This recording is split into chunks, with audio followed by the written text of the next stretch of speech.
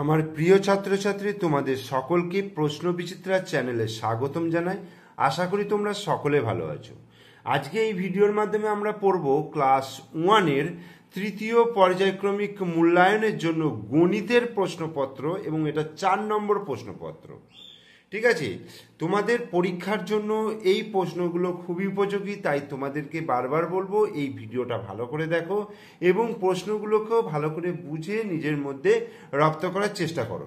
ঠিক আছে, দেখো কি বলেছে। একের দাগে বলছে সবচেয়ে বড় সংখ্যাটি গোল করো। সবচেয়ে বড় সংখ্যাটা গোল করতে বলেছে। তো এখানে কি রয়েছে? 7 10 2 72, 5 10 7 57, 6 10 3 63, 4 10 9 49 আর 2 10 8 28। তাহলে সব থেকে বড় সংখ্যা কি আছে এখানে? দেখো বলেছে সবচেয়ে বড় সংখ্যায় গোল করতে। তাহলে 72 হচ্ছে এখানে বড় সংখ্যা, তাহলে 72টাকে গোল করে দিলাম। এখানে দেখো 57 রয়েছে, 69 রয়েছে, 77 রয়েছে, 46 রয়েছে আর 52 রয়েছে। তাহলে 77টা হচ্ছে সব থেকে বড় সংখ্যা। তাহলে আমি এটাকে দাগ দিয়ে দিলাম, গোল দাগ। এরপরে 2-এর দাগের বলছে সবচেয়ে ছোট সংখ্যাটি গোল করতে বলেছে।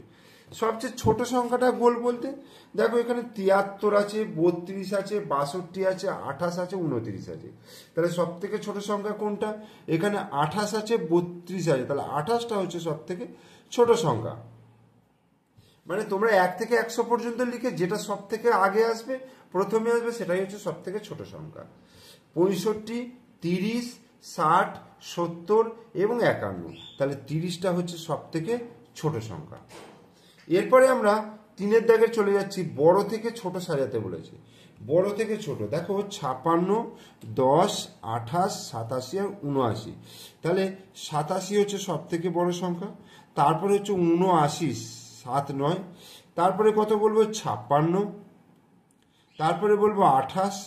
তারপরে বলবো 10। ওকে, এরপর একটা দেখো 69, 98, 16, 20 আর 24। তাহলে 98টা হচ্ছে সব থেকে বড়। তাহলে 98 হলো। তারপরে হচ্ছে 69 হলো। তারপরে হচ্ছে তোমার 24 হলো। তারপরে 20 হলো। তারপরে 16 হলো। 16 হচ্ছে সব থেকে ছোট সংখ্যা। এরপরে বলছে 3-এর দাগের হলো 4-এর দাগের দেখো সঠিকভাবে সমান চিহ্ন, লেস দেন চিহ্ন আর গ্রেটার দেন চিহ্ন বসাতে বলেছে। তো যে দিকটা সূচ অর্থাৎ ছোচালো সেদিকটা হচ্ছে ছোট হবে। তাহলে 53 আর 77। তাহলে 53 ছোট, তাহলে এরকম লিখলাম। 99 আর 99 দুটি সমান, তাহলে সমান চিহ্ন বসালাম। এরপরে 33 আর 22, 22টা ছোট, তাহলে 22-এর দিকে ছোচালো। 73 আর 78, তাহলে 73-এর দিকে হবে। 93 আর 89, তাহলে 89-এর দিকে হলো। 85 আর 77, 77-এর দিকে। 98 আর 81, তাহলে 81-র দিকে হলো। 85 আর 45, 45-এর দিকে হলো। 90 আর 39, 39-এর দিকে হলো। আর 69 আর 99, তাহলে 69-এর দিকে হলো। এই হলো। এইবার 5-এর দাগের বলছে কোন সংখ্যাটি উল্টে দিলে একই থাকে? উল্টে দিলে একই থাকে। তাহলে দেখো 7 10 7 77, এটাকে যদি উল্টে দেওয়া হয় একই থাকবে। এরপরে দেখো 33, 3 10 3 33। এরপর দেখো 11, 1 10 1 11। এরপরে হচ্ছে 44, 4 10 4 44। ওকে, এবার হচ্ছে ঠিক পরেই কত? ঠিক পরেই হচ্ছে 8-এর পরে কত? 9। 18-এর পরে কত? 19। 37-এর পরে কত? 38। 43-এর পরে হচ্ছে 44। ওকে, বাঁ পাশের ছবির মতো করে ফাঁকা জায়গা ঠিক মতো বসাতে বলেছে। তো দেখো এখানে প্রথম ত্রিভুজ রয়েছে, তাহলে ত্রিভুজটা বসিয়ে দিলাম। এখানে দেখো চৌকোটা রয়েছে, অর্থাৎ আয়তক্ষেত্রটা রয়েছে, আয়তক্ষেত্র বসিয়ে দিলাম। এরপরে দেখো মাঝখানে গোল রয়েছে, গোলটা বসিয়ে দিলাম।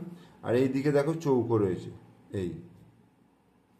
এরপরে দেখো এইখানে, এখানে কি আছে? শুধু ত্রিভুজ রয়েছে। আর এখানে দেখো চৌকোর মধ্যে রয়েছে গোল, এই। এরপরে একক ও দশকের ঘরে সঠিক সংখ্যা লিখতে বলেছে, এটা করে দেওয়া রয়েছে। এখানে কি আছে? 1 10 5 15, তাহলে 1, এটা হচ্ছে 10 হলো। আর এটা 5 10 আর 5 15। 22টাকে লিখবো 2 10 দশক, 2 একক, তাহলে 20 আর 2 হয়ে গেল 22। 33 হয়ে গেল কত? এখানে দেখো 30 হলো। আর 3 হলো, সরি এখানে 3 হবে, হ্যাঁ এখানে 3 দশক 3 একক, তার মানে এখানে হয়ে গেল 30, এখানে 3, এখানে কি হচ্ছে 2 দশক 7 একক, মানে 2 দশক মানে 20, 20 আর 7 27। এরপর পরের পাতায় চলে আসি, দেখো ছক থেকে সংখ্যা নিয়ে 14 বানাতে বলেছে। 14 বানাতে বলেছে, দেখো আমি যদি 9 নিই, ঠিক আছে 9 নিলাম আর 5 নিলাম, 14 হয়ে গেল। আচ্ছা আর যদি আমি যদি 8 নিই, 8 আর 6 নিই, দেখো 8 নিলাম আর 6 নিলাম, 14 হয়ে গেল। আচ্ছা 10 তো নেই, 15, 17 থেকে 3 বাদ, 18 থেকে যদি 4 বাদ দিই তাহলে 14 হবে। দেখো 18 থেকে এই যে 18 আর 4, 18 থেকে যদি 4 বাদ দিই তাহলে 14 হয়ে যাবে। 23 থেকে আমি যদি 9 বাদ দিই, 23 থেকে যদি 9 বাদ দিই তাহলেও কিন্তু 14 এসে যাবে। ওকে, এবার যোগ বিয়োগ করতে বলেছে। বিয়োগ দেখো 9 8 আছে উপরে, উপরে 8 নিচে 9, 9 কয় দিতে 18, 9 দিতে হাতে 1, 1 কয় দিতে 10, 9 দিতে হাতে 1, 4 একে 5, 5 এর পাশে মিলে গেল 0, তাহলে 99, এটা অ্যান্সার হলো। এখানে দেখো 8 কয় দিতে 15, 8 9 10 11 12 13 14 15, 7 দিতে তাহলে হাতে 1, 4 একে 5, 5 কয় দিতে 12, 7 7 আর 5 12, আর 5 আর 1 6 হলো, 6 7 177। তোমরা যেভাবে বিয়োগ শিখেছো সেইভাবেই বিয়োগ করবে, ঠিক আছে? আমি যেভাবে করাচ্ছি সেইভাবেই করতে হবে, এমন কোনো কথা নেই। 5 আর 5 এটা যোগ করতে বলেছে, 5 আর 5 10 0, হাতে 1, 7 আর 1 8, 8 0 0, তার মানে 8 হলো, আর 3 হলো 380। এরপরে যে কোনো 3টি প্রশ্নের উত্তর দিতে বলেছে। একটি পুকুরে 226টি মাছ ছাড়া হলো, কিছুদিন পর আরও 119টি মাছ ছাড়া হলো, তাহলে এখন পুকুরে কতগুলি মাছ আছে? তাহলে যোগ করব, তাহলে 226 আর 119, এটাকে যদি আমি যোগ করি, দেখো 9 আর 6 9, 10 11 12 13 14 15, 15 5 হাতে 1, তাহলে 2 আর 1 3 আর 1 4, 4 হলো, আর 2 আর 1 3, 345। অতএব এখন পুকুরে 345টি মাছ আছে। এরপরে তুমি 604 টাকা নিয়ে বাজারে গেলে এবং 466 টাকার বাজার করলে, তাহলে তোমার কাছে কত টাকা রয়েছে?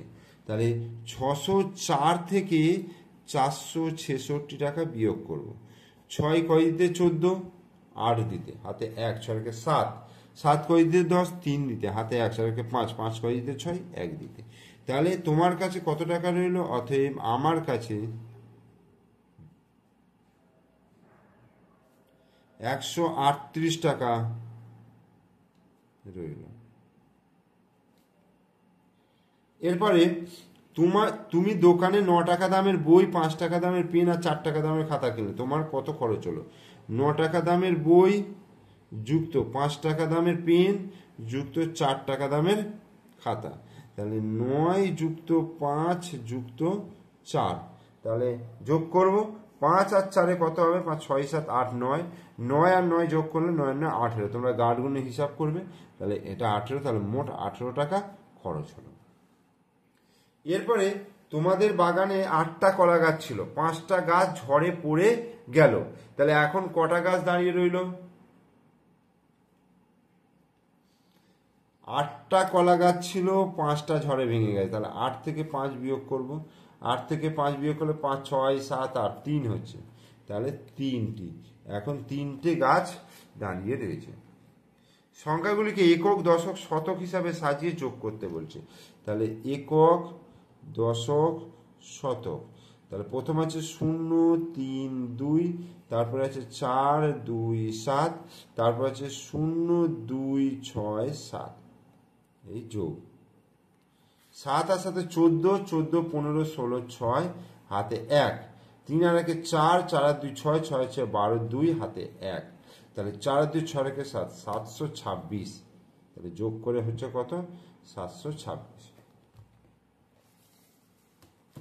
এবার এগুলো যোগ করতে বলেছে, দেখো অর্থাৎ 7 যুক্ত 5, 7 আর 5 কত হয়ে যাবে? 12, 7 যুক্ত 10, 10 এর সাথে 17, 7 আর 3 10 হলো, 13 আর সাথে হয়ে গেল 20 হলো, 11 সাথে হলো 18, 7 আর 5 হয়ে গেল 12, 8 আর 7 15, আর 7 আর 9 16। এই হলো। এক কথায় উত্তর দিতে বলেছে 14 দাগে। এক সপ্তাহ কত দিন? 7 দিন। এক মাস কত দিন? 30 দিন। এক বছর কত মাস? 12 মাস। এক দিন কত ঘন্টা? 24 ঘন্টা। ঠিক আছে, তাহলে 4 নম্বর প্রশ্নপত্রটা আমি করিয়ে দিলাম। তোমরা অবশ্যই প্রথম থেকে শেষ পর্যন্ত ভিডিওটা মনোযোগ সহকারে দেখো। ভিডিও ভালো লাগলে লাইক করো, কমেন্টস করো, শেয়ার করো। আর আমার চ্যানেলে নতুন দর্শক হলে অবশ্যই চ্যানেলটিকে সাবস্ক্রাইব করে রাখো, পাশে থাকা বেল আইকন প্রেস করে দিও।